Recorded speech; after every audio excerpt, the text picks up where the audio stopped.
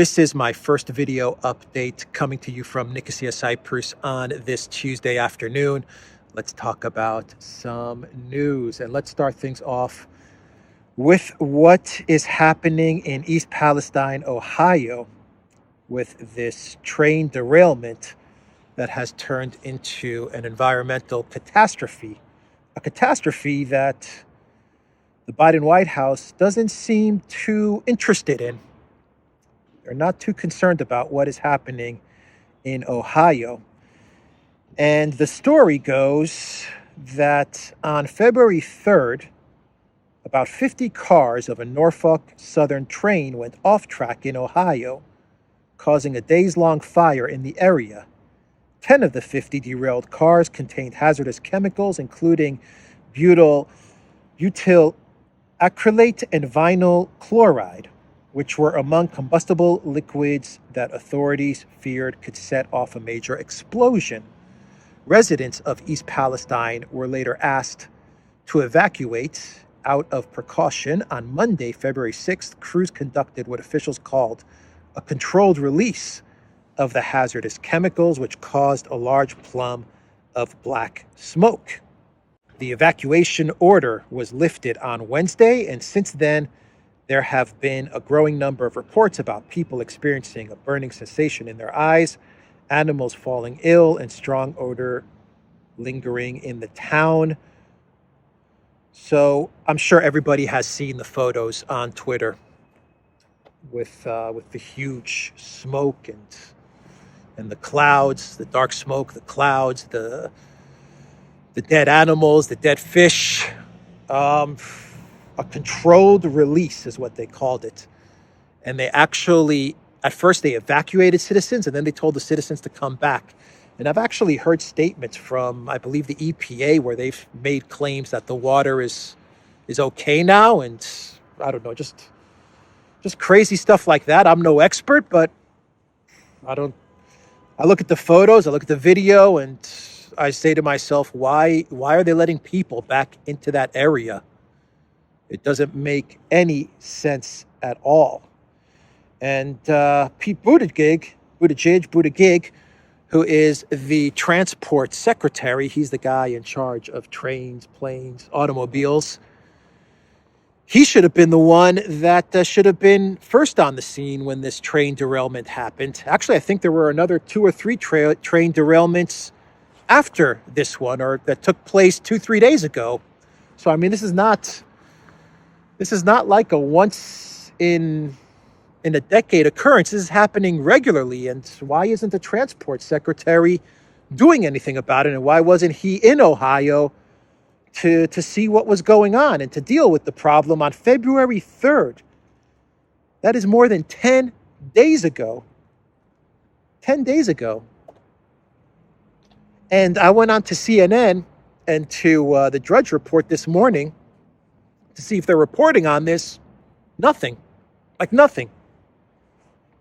Morning Time Cyprus. Not one story about what's going on in Ohio. There's actually reports on Twitter saying that reporters, independent journalists who are covering the story or who were trying to cover the story in Ohio were being arrested by police. Sounds like a cover-up, but who am I to say? What this definitely is an environmental disaster. And this is an environmental disaster for which the Biden White House is not doing much about it. And this is the Biden White House that lectures us nonstop about the environment, green energy, the Green New Deal, and all of these things. When it comes to shutting off gas stoves, when it comes to banning people from flying commercial, when it comes to eating bugs, when it comes to getting rid of your car and buying an electric car, whatever they go on and on about. When it comes to all these things, these are things of national security. This is like national emergency. Gas stoves, national freaking emergency. Environmental catastrophe in Ohio, poisoning of the soil and the air and drinking water and all these things. Yeah, no problem. No problem for the Biden White House. We don't even need to talk about it. Let's just not even talk about these things. The same Biden White House that, according to Seymour Hersh, this is the same Biden White House that ordered the destruction of Nord Stream, the Nord Stream pipelines, which was also an environmental catastrophe. And when Nord Stream happened, there was absolute silence from the green activists, the environmental activists, with regards to the impact on the environment. No one reported on it. No one talked about it. Maybe there was like one or two posts about it way in the beginning when they thought Russia, when they ran the narrative that Russia did it. When they ran the narrative that Russia did it, you started to see some reports coming out about the disaster to the environment, the ecological damage that this is causing because Russia blew up their own pipeline. That lasted for like a day or two, and it went away quickly when everyone said, come on now, Russia didn't blow this up. The minute everyone wised up and said this was not Russia, did you notice how all of the initial talk about some sort of environmental disaster from the blowing up of Nord Stream disappeared? And then no one talked about it. Greta wasn't there. The Greenpeace wasn't there. None of them. They didn't care about it. That's how you know. That's another sign. That is a huge sign, now that I think about it, that Cy Hersh is 100% right in his reporting that Biden ordered the blowing up of Nord Stream. Because if the collective West, if the Biden White House was, say, 90% or 95% that Russia did it, then they would have just ran with the whole environment thing.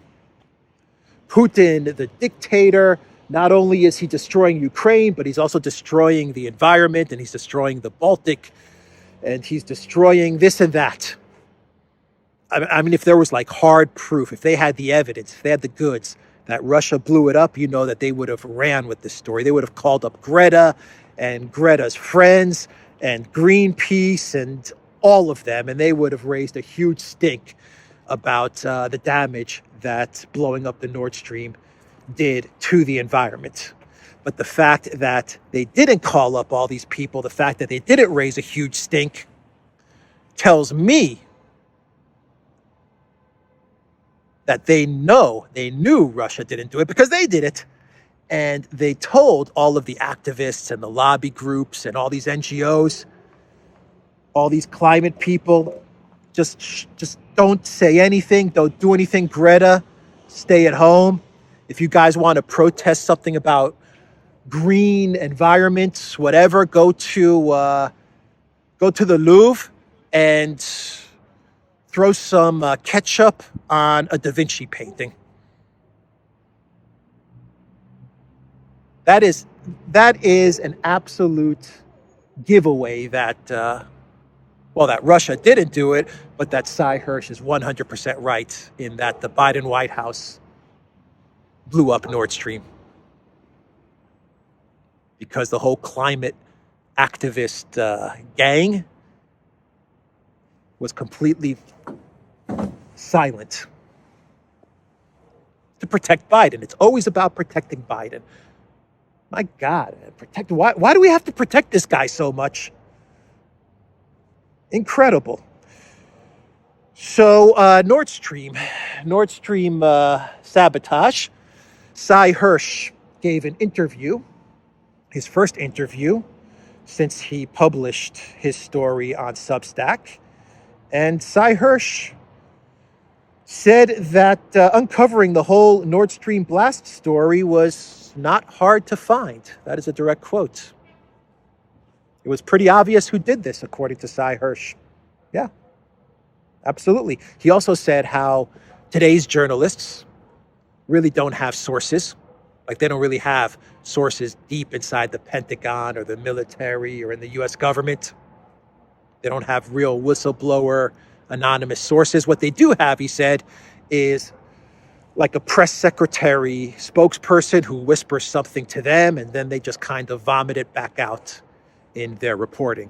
That's all they have, he said.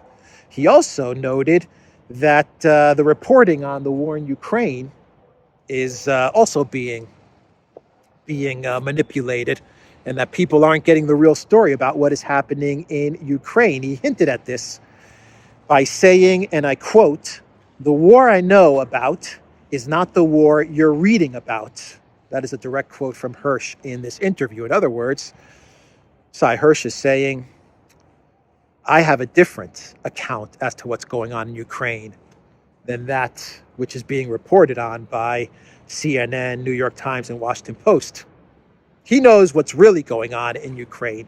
He really knows the trouble that the Biden White House is in and Europe is in over Project Ukraine and over their support of the Zelensky regime. I would not be surprised one bit if Cy Hirsch in the next month or two comes up with another post exposing all the lies about the war in Ukraine, the reporting of the war in Ukraine. I would not be surprised if he comes out with a story like that, because he obviously knows the truth about Ukraine. And since we're on the subject of Ukraine and Nord Stream, let's talk about NATO Secretary General Stoltenberg. And he gave a press conference yesterday, and he said some very interesting things. Of course, he said that NATO is not a party to the war. He did say that, of course. We're just providing weapons, he said, to Ukraine in order for them to protect their sovereignty. That is what he told reporters. And I ask myself, why is it up to NATO to help Ukraine protect its sovereignty? I don't think that's part of NATO's mission. At least last I thought, NATO was all about protecting members in the alliance, and Ukraine's not in the alliance. So why does NATO feel obligated to protect Ukraine's sovereignty? Did NATO protect Yemen's sovereignty? Did NATO protect Libya's sovereignty or Iraq's sovereignty? Actually, NATO was attacking Iraq and Libya and Afghanistan. But anyway, Stoltenberg said that the reason that NATO is not a party to the war but is supplying everything it has to Ukraine is in order for Ukraine to protect its sovereignty.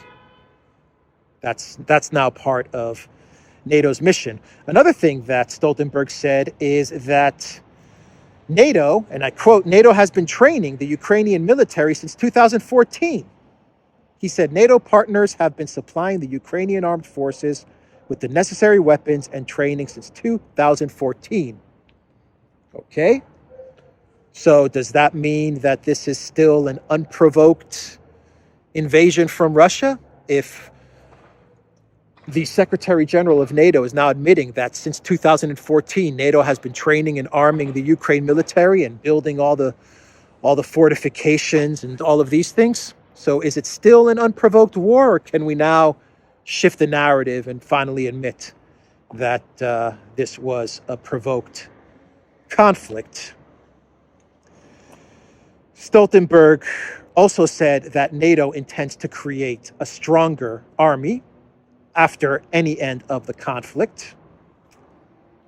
So there you have Stoltenberg basically telling Russia that if you don't complete your task, your goal in Ukraine, this is what he's telling Russia, if you don't complete your goal in Ukraine, keep in mind that we're going to rebuild the Ukraine military, rearm it, and make it stronger than ever. So he's just basically daring Russia to complete what it needs to do in Ukraine. That's what Stoltenberg is saying in this statement. And that's the way the Russian government is going to read this statement. They're going to say, well, here we have the Secretary General saying that it's now NATO's goal to rebuild the Ukraine military and make it even stronger. So what do we do? How do we react to this statement? Stoltenberg is not the brightest of guys, is he? It's also an admission, in a way, from NATO that the Ukraine military has been completely defeated, and they're going to have to rebuild the whole thing. It's an admission that the Ukraine military has indeed lost, because if the Ukraine military was winning, like they've been telling us for the past 12 months, then why would you need to rebuild it if it's winning, and it's winning big, like they've been telling us? He was also asked about a no-fly zone, if NATO intends to create a no-fly zone, and Stoltenberg said, no, we are not going to create a no-fly zone, because creating a no-fly zone would put us in direct conflict with Russia. So that basically means that F-16s and pilots are out of the question. I would imagine that's what that means, because pilots are not going to be ready for another 3 months. Ukrainian pilots are not going to be trained up for F-16s for another 3 months, if they even get F-16s. So who's going to be flying the planes? Because a no-fly zone means you're going to have the air defense as well as the Air Force. So who's going to be flying those fighter jets that are going to enforce a no-fly zone? It would have to be NATO. But Stoltenberg is saying here there is going to be no creation of a no-fly zone, which means there's going to be no F-16s. Even though the Financial Times reported yesterday that the Biden White House is not ruling out F-16s. Once again, they're back on the table now. F-16s are back on the table, which I consider the whole thing is just one big mess. It's one big mess. The Biden White House has no clue. You have one faction of the Biden White House that is talking nonsense about F-16s and getting an Air Force to Ukraine, and you have another faction of the Biden White House, most likely people in the military and in the Pentagon, most likely the people that tipped off Cy Hirsch. You have this faction that is saying it's over. This is crazy. This is madness. We need to wind this thing down. But that small group of people, Newland, Blinken, Sullivan, Biden, they're absolutely obsessed with Ukraine. Singularly obsessed with Ukraine. Disaster in Ohio? Send $20 billion to Zelensky. That's the thinking. There's nothing else except Ukraine for them, for this small group of people. And I don't know if it's that small, but let's say these 4 ringleaders. But there's no doubt that there's another part of the U.S. government, the U.S. deep state, whatever, that is now trying to pull the plug on this thing. But the Financial Times is saying that, hey, fighter jets now are back on the table. It's the same thing as the statement from the U.S. Embassy in Russia that was urging citizens to leave Russia. That's the State Department. That's Victoria Nuland. That's Anthony Blinken. They want to continue the escalation, the fear. That's why they put out statements like that. Because that's the faction of the U.S. government that wants to continue this, wants to continue driving this crazy train. So those were the statements from Stoltenberg. That's what he said in his press conference. Lloyd Austin has also departed for Germany as well, and Lloyd Austin is calling on NATO members to give over whatever military they have, even though they don't have anything left. Reuters actually ran a report and said the EU, NATO member states, they're out of ammo. They're out of everything. They wouldn't last a day, Reuters said. They would not last a day if they had to fight Russia. Not one day. And then you have the Washington Post coming out with a report saying that the Biden White House is trying to push Zelensky to mount a counteroffensive, which goes counter to reports we were getting just 2 weeks ago, which was that the Pentagon was urging Zelensky to not mount a counteroffensive, to pull back. Now you have the Washington Post saying that the Biden White House, parts of the Biden White House, their sources, they're asking Zelensky, they're urging Zelensky, they're pushing Zelensky to try to go on the offensive. Quote, "We will continue to try to impress upon them that we can't do anything and everything forever," a senior member of President Joe Biden's administration was quoted by the newspaper as saying about the Ukrainian leadership. Publicly, Biden has pledged to support Kiev for as long as it takes to defeat Russia. However, the stance does not apply to the extent of resources that Washington is prepared to send, according to the story published by the Post on Monday. As long as it takes pertains to the amount of conflict, the unnamed official said. It doesn't pertain to the amount of assistance. Ukraine has a diminishing window of opportunity to make territorial gains against Russia before military assistance from the U.S. and its allies dwindles. This is all according to a source at the Washington Post. I'm looking at all of this stuff that's happening from the Biden White House, and all I see is a Biden White House that is completely lost and confused, and they have no plan. Their only plan is, how do we destroy Russia? That's all that they have on their mind. We have to destroy Russia. If it means offensive. Let's push Zelensky to create an offensive. We don't care. Let's see what happens. Let's roll the dice there. Maria Zakharova actually replied to this story from the Washington Post, and she said that the newspaper had effectively described what officials in Moscow have called a Western war against Russia to the last Ukrainian. Quote, "U.S. neoliberals have destroyed Ukraine and are exterminating the Ukrainian people. American hegemonic ambitions lead to a colossal loss of life." That is what Zakharova said in reference to this article from the Washington Post, which claims that Washington is pushing Kiev to fight harder. And just 2 weeks ago, they were telling Zelensky, allegedly, the Pentagon was telling Zelensky to retreat from Bakhmut. It's confusion. There is no plan. It's confusion. Just yesterday, we had a whole bunch of countries in Europe say they don't have any F-16s to send to Ukraine.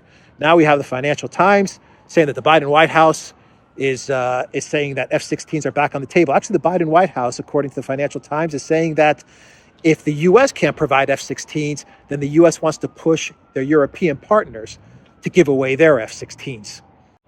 Just pure confusion is what I'm seeing. Panic and confusion. And when you looked at Stoltenberg's press conference, you could see that the guy was scared and panicked. I mean, his body language was a giveaway when he was talking to reporters. The guy knows what's happening, and he is panicking. The Norwegian defense minister, he called Russia the main security threat for the whole of Europe. This should be a clown world. So as they're all gathering in Germany to talk about what they can do in Ukraine and how they can destroy Russia, you have the Norwegian defense minister saying that Russia is the largest security threat, the greatest security threat. Norway, nope. Sorry, Norwegian defense minister. You've lost that right. You've lost the right to claim that any country is a security threat to NATO or to Europe. That right is gone after what Seymour Hersh published.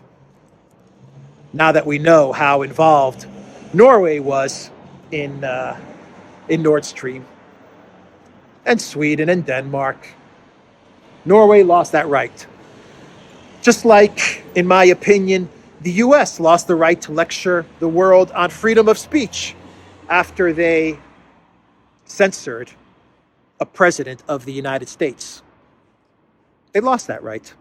Now Elon Musk is trying to fix things, and you can see the Republicans, they have their Twitter inquiry, and they're trying to soften things up a bit, trying to fix things up. But nah, the minute you censored a U.S. president, you lost the right to lecture the world on freedom of speech. And Norway, you helped Biden blow up a pipeline, according to Seymour Hersh. And you're going to lecture the world about security, or you're going to say Russia's a security threat. Doesn't work like that. It does not work like that. But that was the comment from the Norwegian defense minister. And I'm trying to think if I have anything else to talk about. It's interesting that Stoltenberg, he during his press conference, not one reporter asked him about Nord Stream. Not one. Not one reporter questioned him about what happened, about Cy Hirsch's article. Not one reporter said, hey, Mr. Secretary General, Seymour Hersh, Pulitzer Prize-winning journalist Seymour Hersh, said that the United States and Norway blew up European and NATO infrastructure, critical infrastructure. Do you have a comment? Do you want to deny those reports? Not one reporter. And during the press conference, by the way, Stoltenberg announced that NATO now is going to place top of the list, top of its priority. NATO is going to put pipelines and critical infrastructure, protection of pipelines and critical infrastructure as part of its mission. Top priority. That's what Stoltenberg said. That's what he announced. Isn't that something?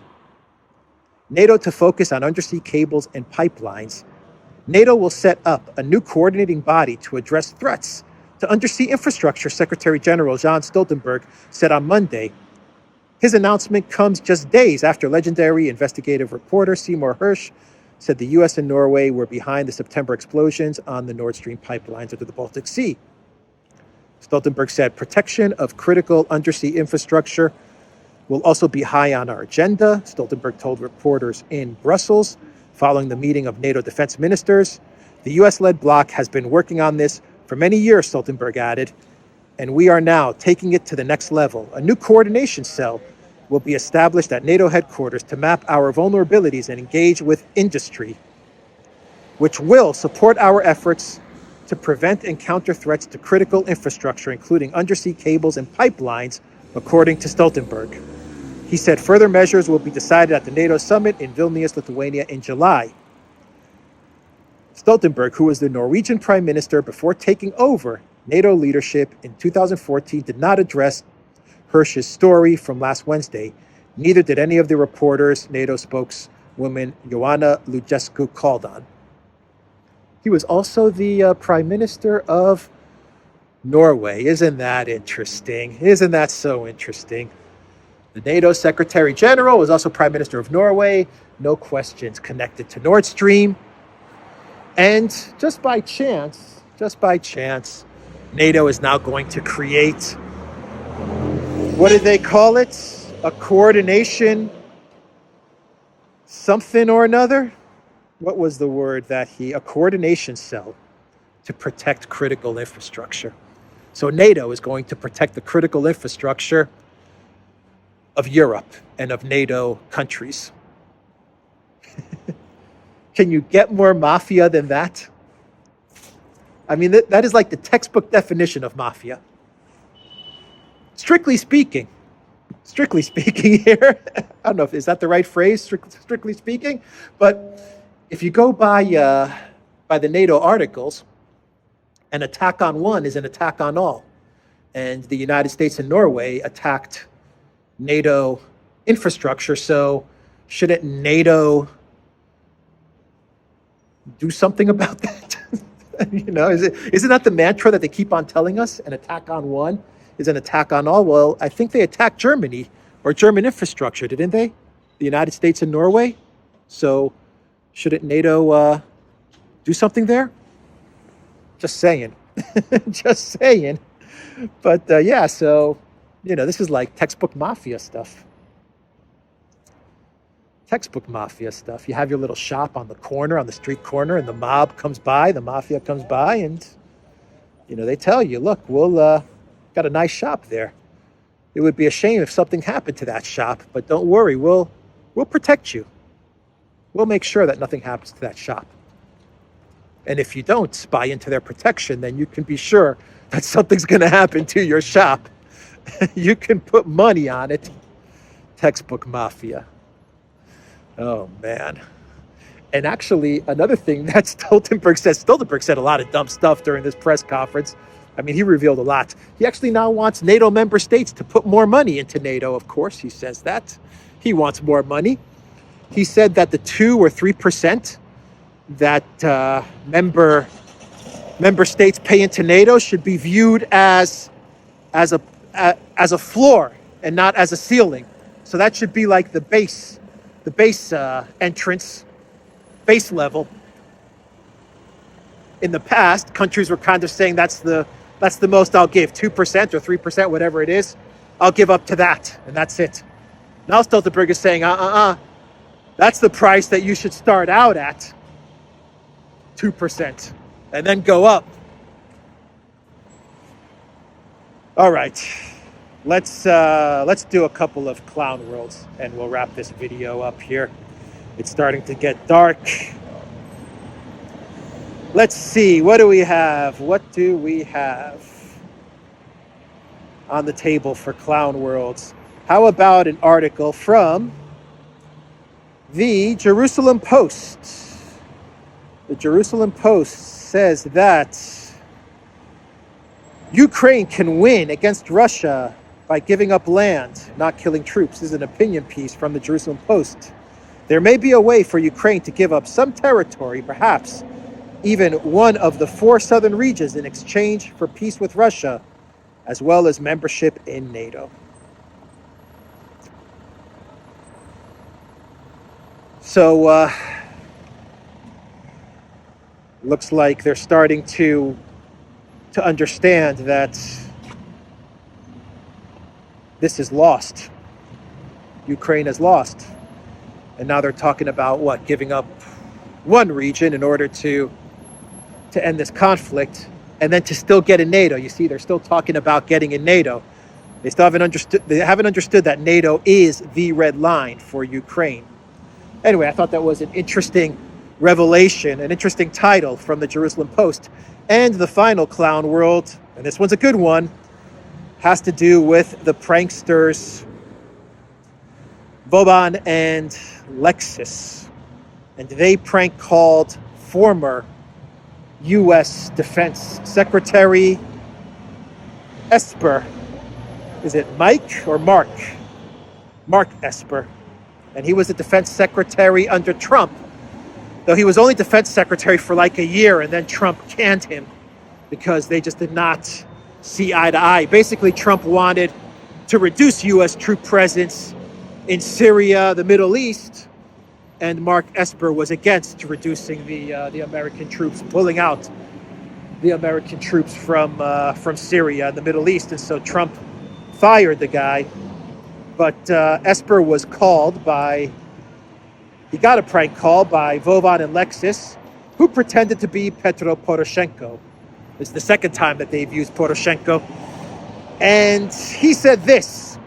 He said a lot of interesting things, but the most notable statement that he said was, and I quote, "The Ukrainian people in the conflict with Russia are doing dirty work, which the U.S. would not like to do." What did Maria Zakharova say? Fighting Russia until the last. You know what? That is what Zakharova said, and that is what Esper confirmed. The Ukrainian people are doing the dirty work. All of this has nothing to do with Ukraine. It is this obsession and fixation on Russia, on destroying Russia. That these 4 individuals, for their various different reasons, they're absolutely obsessed with destroying Russia. And that's what Mark Esper is pretty much saying here. Let Ukraine do the dirty work. That's what he told Voban and Lexis.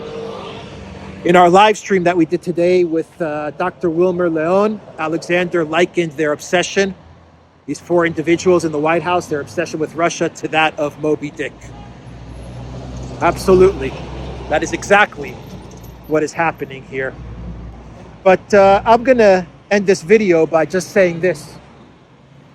If anyone in the U.S., in the Biden administration, in the U.S. Deep state, in Europe, in the U.K., and EU headquarters, if you get a call from Petro Poroshenko or Vladimir Putin or Volodymyr Zelensky or Lenin or Dostoevsky or Trotsky or anyone like that, if you get a call from anybody who claims to be any one of these Russian individuals or Ukrainian individuals, understand that this is a prank call and it's Vovan and Lexus, because this is just getting ridiculous and sad. Like last week, they used the Petro Poroshenko prank call to get Bolton, and they used it again to get Esper. Oh boy. Understand that it isn't Poroshenko, that it isn't Lenin, that it isn't Putin, that it isn't Lavrov, that it isn't Zelensky. It's Vovan and Lexus. Vovan and Lexus. It's a prank. Anyway, that's the video, everybody. TheDuran.locals.com. We are also on Rumble, and go to the Duran shop, 10% off. Use the code. Good day. Take care.